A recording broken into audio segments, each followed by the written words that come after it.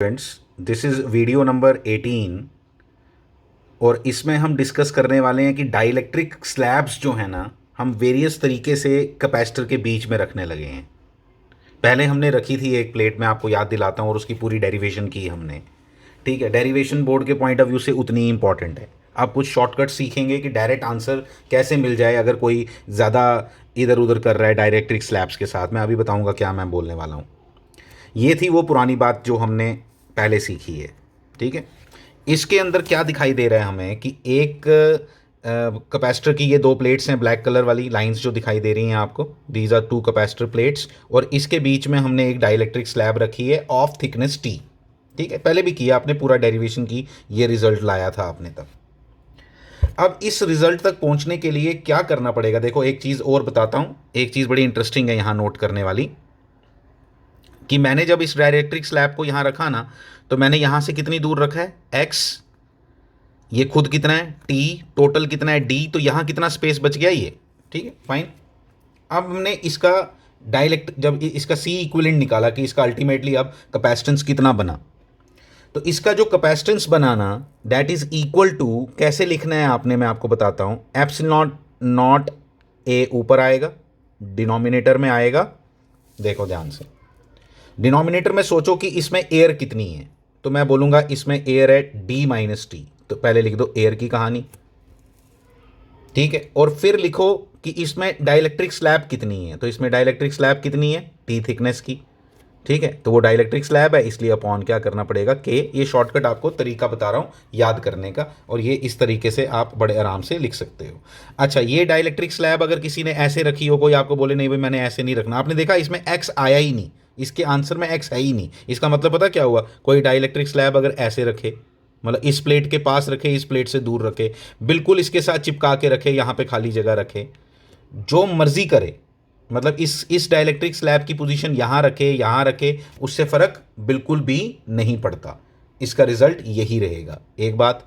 दूसरी बात इसमें क्या देखने वाले हैं हम, कि इसको करने का एक और तरीका है, ये किया है मैंने वो, कि अल्टीमेटली आप इसको क्या करो, इस वाले पार्ट को आप ऐसा मान लो, इसमें मानो ये एक कैपेसिटर, ये दूसरा कैपेसिटर, ये तीसरा कैपेसिटर, और ये तीनों कैपेसिटर कैसे लगे हैं आपस में, सीरीज में, एक कैपेसिटर, दूसरा कैपेसिटर, और ये तीसरा कैपेसिटर, और ये ले लिया आपने C1, ये ले लिया आपने C2, और ये ले लिया आपने C3।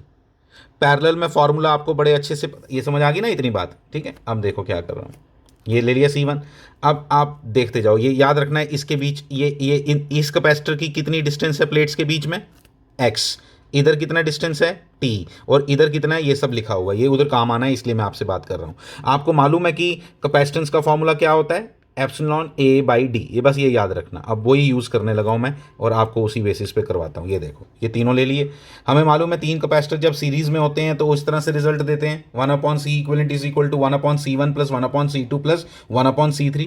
फिर इधर देखो C1, देखो क्या है, C1 की बात कर रहा हूँ, C1 हो गया पहला वाला, वो मैं लिखूंगा C1 is equal to epsilon a upon upon x। ठीक है, तो ये उल्टा क्यों दिखाई दे रहा है यहाँ पे, क्योंकि 1/c1 है। सिमिलरली 1/c2, C2 जो है वो तो डाइलेक्ट्रिक है, तो उसमें उसमें क्या आता है, उस देखो, अगर जिसमें डाइलेक्ट्रिक हो जिस कैपेसिटर में, तो उसका फॉर्मूला क्या लिखेंगे, C2 हम लिखेंगे, देखना, K epsilon not, K epsilon not A by D.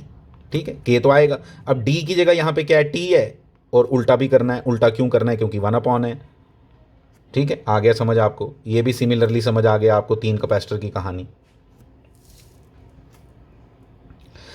अब इसके आगे ये देखो, ये सारा हमने सॉल्व किया, मैं आप इसको, इसमें कैलकुलेशन है कुछ भी नहीं है, और ये सीधा सीधा ये देखो x कैंसिल हो जाता है, ये जब ऐड होते हैं तो x कैंसिल हो जाता है। ठीक है, फाइन, सब समझ आ गया, सब समझ आ गया। और अल्टीमेटली हमने क्या देखा कि इसका फॉर्मूला जब मैंने निकाला पूरा का पूरा C इक्विवेलेंट, अब इसको उल्टा करना है ना, क्योंकि ये जो आंसर निकालते हो ना आप, ये 1/c इक्विवेलेंट होता है, तो C इक्विवेलेंट निकालने के लिए फिर से इसको उल्टा करना होता है, तो इसको उल्टा किया तो इसका रिजल्ट ये बन गया, ये वही रिजल्ट आया ये आया ना, फिर हमने के से डिवाइड कर दिया ऊपर नीचे। आप अच्छे से देखना, आपको सब समझ आ जाएगा। यहाँ पे आ गया सी इक्विवेलेंट, ये C equivalent is equal to वही आंसर आया जो हमने निकाला था। तो ये एक जर्नलाइज्ड मेथड मैंने उसी से किया जो हमने पहले किसी और मेथड से डिराइव किया था। आपने जब डेरिवेशन बोर्ड में आएगी तो आपने उसी मेथड से करनी है जो आपको करवाई है, ठीक है, वो that is a proper method. लेकिन हम उसको उसी चीज़ को इस तरह से क्यों कर रहे हैं मैं आपको बताऊंगा अगले वीडियो के अंदर। हम लोग अब स्लैब्स के साथ बहुत, हम 2 स्लैब्स घुसा देंगे, 5 स्लैब घुसा देंगे, तो क्या होगा, तो कैसे आंसर्स लिखे जाएंगे, फिर क्या इतनी बड़ी बड़ी डेरिवेशंस हम बार बार करते रहेंगे? नो। तो उसके लिए एक जनरलाइज्ड कॉन्सेप्ट हमने डेवलप किया। अब देखो एक और चीज़ आपको दिखाता हूँ। हमने देखा कि यार ये तो हमने 3 कैपेसिटर लिए थे, आज के बाद आपको 3 भी लेने की ज़रूरत नहीं है। आप इसको 2 चीज़ें मानो, एक तो एयर है और एक तो डाइलेक्ट्रिक है, तो इसलिए ये 2 कैपेसिटर मानने चाहिए थे आपने। एक को लिखूंगा मैं सी एयर और एक को मैं लिखूंगा सी के, लिख दो डाइलेक्ट्रिक वाला, सी एयर और सी डाइलेक्ट्रिक वाला, और इससे आपका रिजल्ट बिल्कुल ठीक आ जाएगा, वैसे ही आएगा, बिल्कुल सेम वही आएगा। मैं कर देता हूं यहां पे आपको, आप देखो कैसे आएगा। इसका रिजल्ट क्या आएगा, एयर कितनी है, एयर कितनी है, डी माइनस टी है, डी माइनस टी, तो 1/c equivalent is equal to, ऐसे लिखेंगे 1/ca प्लस 1/c के, तो मैं लिखूंगा D minus T upon epsilon not a, ये बन गया आपका सी ए, प्लस ये कितना बनेगा, टी अपॉन के एप्सिलॉन नॉट ए, खत्म। इन दोनों को सॉल्व करो, 2 ही करने पड़ेंगे, 3 की जरूरत नहीं पड़ेगी। आगे वाले न्यूमेरिकल में आपको ये ज़्यादा अच्छे से समझ आएगा। एक और बात, अब मैं इसका अगर ये देखो मैं आपको यहां बताता हूं, ध्यान से सुनना।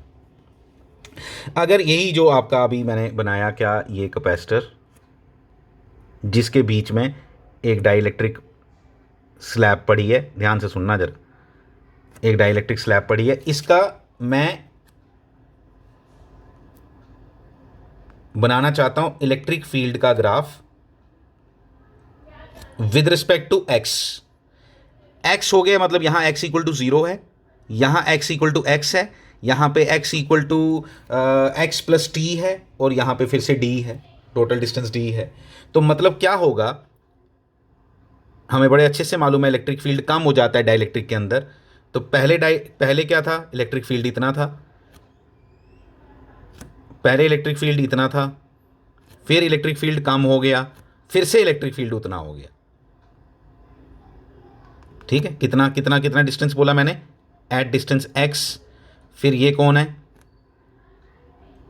ये आ गया एक्स प्लस टी, और ये क्या हो गया, डी, ठीक है। मतलब ऐसे यहां से, मतलब हमारा कहने का मतलब है, हम जब यहां से यहां बढ़े तो इलेक्ट्रिक फील्ड का क्या बना, तो हम बोलेंगे पहले यहां पे फिक्स था इलेक्ट्रिक फील्ड, कुछ वैल्यू थी इलेक्ट्रिक फील्ड की, वो मालूम है हमें कि फिक्स होती है, ठीक है। फिर उसके बाद यहाँ पे जब जैसे ही हम इसके अंदर आए तो थोड़ा कम हो गया, फिर बाहर आए तो इधर ज़्यादा हो गया, ख़त्म। ये बात है जो इधर ऐसे मैंने बताई। एक और बात, अगर मुझे इसी का कर्व बनाना हो, किसका, अगर मुझे इसका कर्व बनाना हो, अगर पोटेंशियल का बनाना होगा, तो क्या याद रखना है आपने, आपको बड़े अच्छे से मालूम है potential E is equal to minus d v by d r होता है, याद है। मतलब इलेक्ट्रिक फील्ड जो है वो स्लोप बताती है। डीवी बाई डी आर का क्या मतलब हुआ, स्लोप, और नेगेटिव साइन लगी हुई है। मतलब अगर ये आपको, मतलब ये जो आपको वैल्यू दिखाई दे रही है, मान लो अगर ये 10 वैल्यू दिखाई दे रही है, तो स्लोप कितनी हुई, स्लोप हुई -10, स्लोप कितनी हुई -10। और उधर से मेरे को किसका ग्राफ पता चल जाएगा, उधर से मुझे पोटेंशियल का ग्राफ पता चल जाएगा। देखना जरा कैसे, मैं आपको बता देता हूं।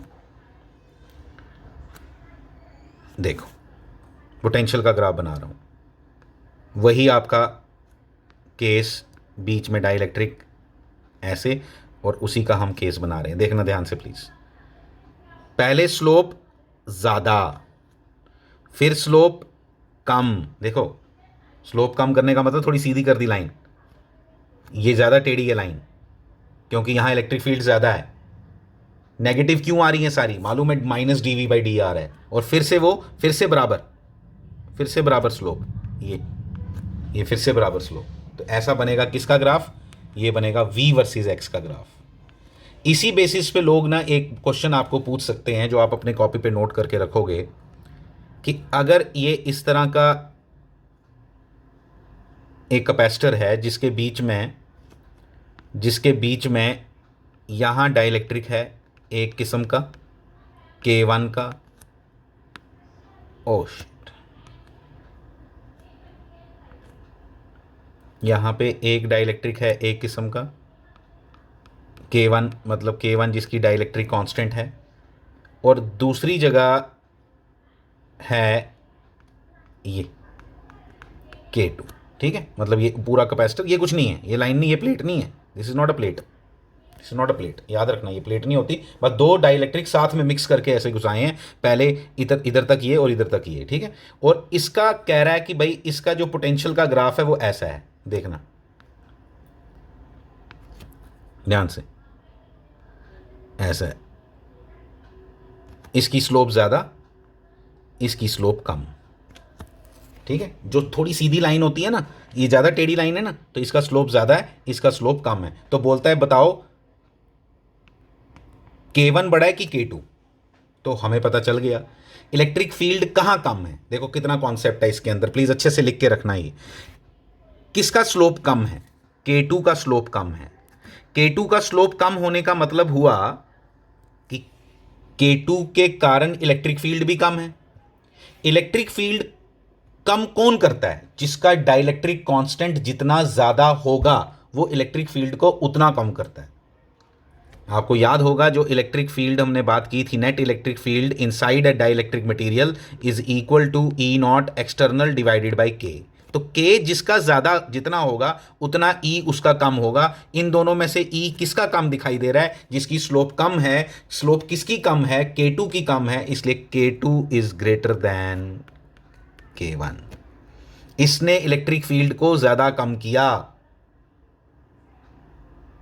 इसने कम किया, इसीलिए इलेक्ट्रिक फील्ड की वैल्यू यहां ज्यादा है और यहां कम है। ये छोटे से कॉन्सेप्ट आपके साथ डिस्कस किए, इंपॉर्टेंट फेज है, आगे इंटरेस्टिंग है सब कुछ। Thank you very much.